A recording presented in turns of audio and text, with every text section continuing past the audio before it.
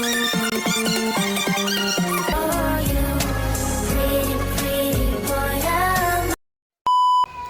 everyone! Welcome back again and again to my YouTube channel. So for today's video, isang bagong ola ang pag-uusapan natin. So ito ay nakita ko lang din sa isang video at talagang bago lang to kasi konti pa lang yung reviews about dito. And naisipan ko na subukan ko nga din kasi ang sinasabi nila ay okay daw ito or mas okay daw ito compare sa ibang lending. So ayan, subukan natin para malaman natin yung mga negative and positive na about dito. So nga ang tinatawag na Snap Pera Instant Credit Loan. So ito ay under ng Kusog Pera Lending Incorporation at meron itong 4.7 rates and 228 reviews. So ayan, konti pa nga lang talaga yung reviews about dito. At bago nga natin ito install or i-download ay panoorin nyo muna ang video na to kasi mahalaga talaga na manood muna tayo ng mga reviews about sa isang pautangan online. Lalo na kung gusto nyo talaga itong subukan. So, ayan, install na natin yan. And then, dito ay makikita natin ang kanilang permission granted. So, i-click lang natin ang agree and continue. And then, next is, nandito na tayo sa kanilang loan amount na 35,000 pesos. So, nakalagay dito is term up to 120 days. So, low interest, long loan term, and then instant payout. So, syempre, mapapansin nyo rin nga na under ito ng Securities and Exchange Commission, Credit Information, AMLC, and then National Privacy Commission. So, remind lang po na hindi po porket under tayo ng mga yan or under yung mga lending ng mga to is okay na po sila. Hindi na po sila nanghaharas. Kasi hindi po talaga maiiwasan na maka-encounter tayo ng mga agent na talagang grabe kung mangharas. Lalo na kung tayo ay overdue na or hindi na talaga nagbabayad sa kanila. At dahil nga bago pa lang tayo dito, so kailangan natin mag-register. Katulad ng iba, kailangan natin ilagay ang ating phone number and then get code. After seconds, kapag nai-attach na natin, click natin ang sign in. So, nandito na ulit tayo sa kanilang your loanable amount is 35,000 pesos. So, click natin ang apply now and then dito ay kailangan na natin ilabas yung ating valid ID na gagamitin. So, dito kailangan natin picturean yung front and back ng ating valid ID and kailangan din natin mag-selfie na hawak natin mismo yung ating valid ID na ginamit. So, ang mga valid ID dito na pwede mong gamitin ay ang SS card, PRC ID, UMID, driver license, voter's ID number, national ID, postal ID, passport, PhilHealth ID, and then TIN ID. So, meron sila ditong naka-note na higher credit. So, kapag ang ginamit mo daw ay ang SS, PRC, UMID, driver license, ay mas mataas yung pwedeng ibigay sa'yo na credit limit ng Snap Pera. Pero kung wala naman tayo ng mga valid ID na yan, is okay din naman yung mga nasa ibaba.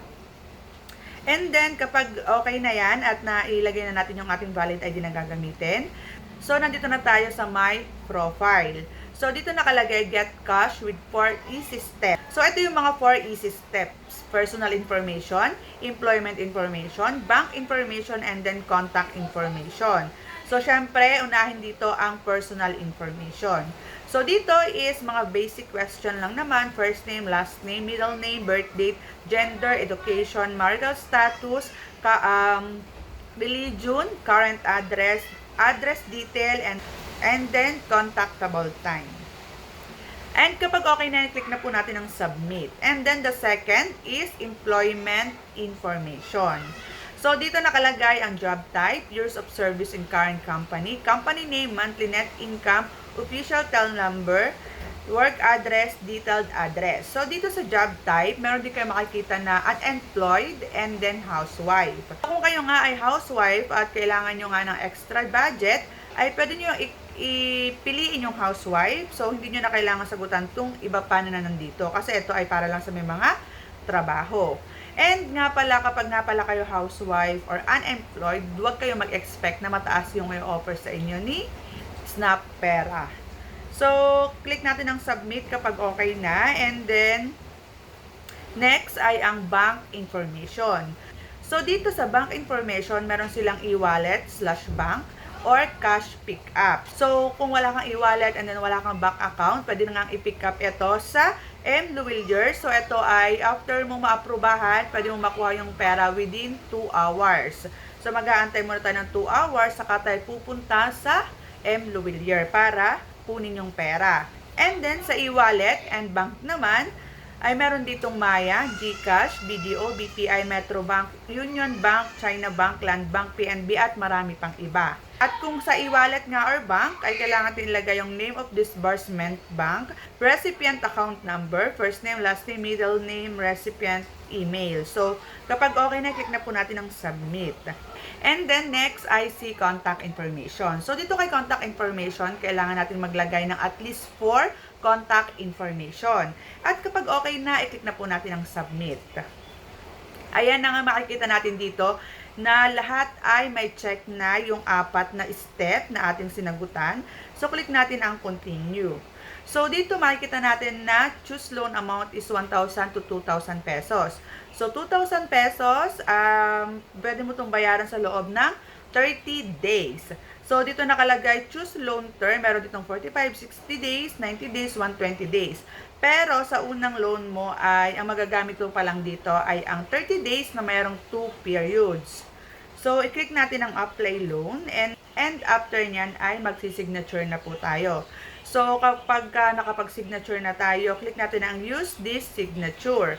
At mapupunta tayo sa confirm order information. So, loan amount 2,000, loan term 30 days, total repayment 2,305 pesos, service fee is 15%. So, ang ating marireceive na lang ay 1,700 kasi yung service fee ay 300 pesos. So, disbursement, ayan, GCash yung ating account number. And then, meron silang 2 installment kasi nga 2 periods yung nakalagay. So, dito sa 2 periods is number 1, repayment amount is 1,152. Due date is January 22. So, supposed to be ito ay 15 days. So, after 15 days, kailangan mong bayaran yung 1,152. At ang second repayment naman ay February 6. So, dito kailangan mong bayaran yung amount na 1,153 pesos. And dito mapapansin nyo na equal yung kanilang hatian kasi after 15 days, saka mo lang ulit babayaran yung second repayment. So, lumalabas nga na 30 days ang kanilang repayment period. And dito is meron din syempre silang penalty. So, nakalagay dito, for late repayment, the below fees will be applied. So, meron silang 1% na penalty kapag ikaw ay late payment. So, kapag nakapag-face recognition na tayo, ay click na natin ang confirm. And then dito is nakalagay ay amount 2,000 terms 30 days and then 2 installment. Hintay lang tayo ng mga ilang minutes para malaman natin kung approve o decline ba tayo dito kay Snapera. And reminder lang po, hindi po kayo made-decline dito once nga na wala kayong any bad record sa kahit saan mang pautangan online. So, kapag nag-fill up kayo dito kay Snapera, kapag good ang inyong record, automatic po ay maaaprubahan kayo. And ito nga yung pinakang loan details. So, loan amount, 2,000 pesos. Loan term, 30 days. And then, issue amount, 1,700. Kasi nga, less na yung service fee na 300. At ang interest dito is 300 pesos. So, and then, ang total repayment amount natin is 2,305 pesos. So, dito kay Snapera, lumalabas na ang pinakang interest ay 605. Kasi nga, pagkasamahin natin yung service fee na 300 and then yung interest sa 305. So, sa loob ng isang buwan, siguro, masabi ko na mas okay nga din ito compare sa ibang lending na 7 days. Pero yung kanilang interest ay medyo malaki kasi nga yung amount lang na nahiram natin is 2,000. So, ayan na nga, kung wala ka na talagang ibang mahihiraman, ay pwede ka dito kay Snapera. Mabilis ito mag-approve basta wala kang any bad records, okay? Yun lang yung sinasabi ko. Ang mga online loan app ay mahihiraman mo agad-agad basta ikaw ay walang bad records. At yun lang naman for today's video. Syempre nasa inyo pa rin naman yan kung gusto nyo itong subukan or hindi. Basta ako nag-share lang ako sa inyo kung ano ba yung pwede nyong ma-experience dito. And masabi ko naman na medyo okay din ang Snapera. Ayan, hanggang dito na lang ang ating video. Sa mga hindi pa nakapag-subscribe, please subscribe to my YouTube channel and click the bell button para lagi kang updated sa aking mga latest vlog. Thank you for watching!